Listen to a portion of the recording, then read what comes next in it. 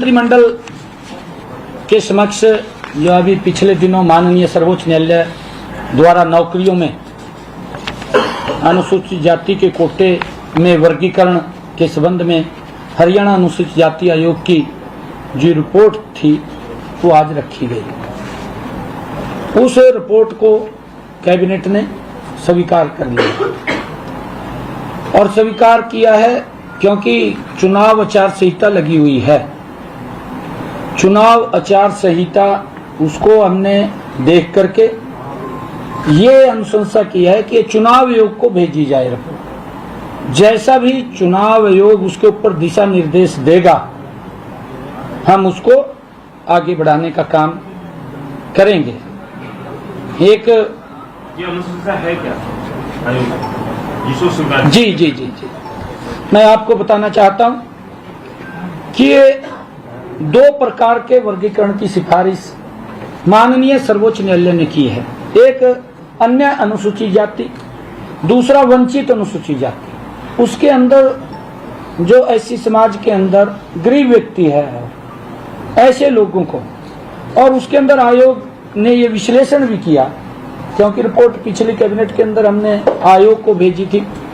आयोग ने जो ऐसी आयोग है उसने इसके ऊपर विश्लेषण किया कि वंचित अनुसूचित जाति की संख्या में 50% से ज्यादा हिस्सा होने से के बावजूद उनका नौकरियों में प्रतिनिधित्व तुलनात्मक रूप से काफी कम है।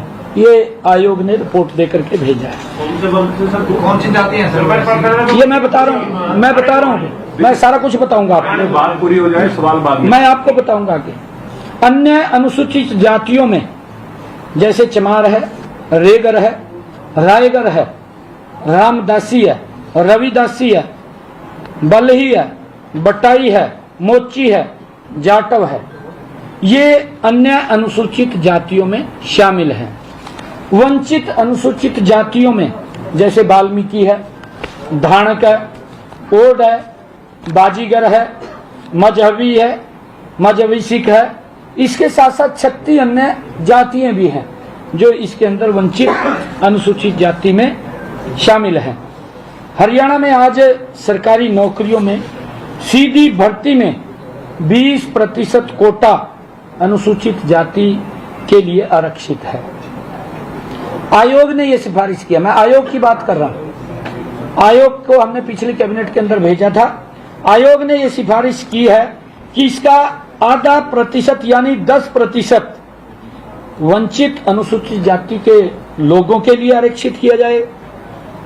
यदि कोई योग्य अभ्यर्थी वंचित अनुसूचित जाति से नहीं मिलता, अगर उससे नहीं मिलता तो उस स्थिति में अन्य अनुसूचित जाति के अभ्यर्थी से उस पोस्ट को भरा जाए, चयन किया जाए उसका।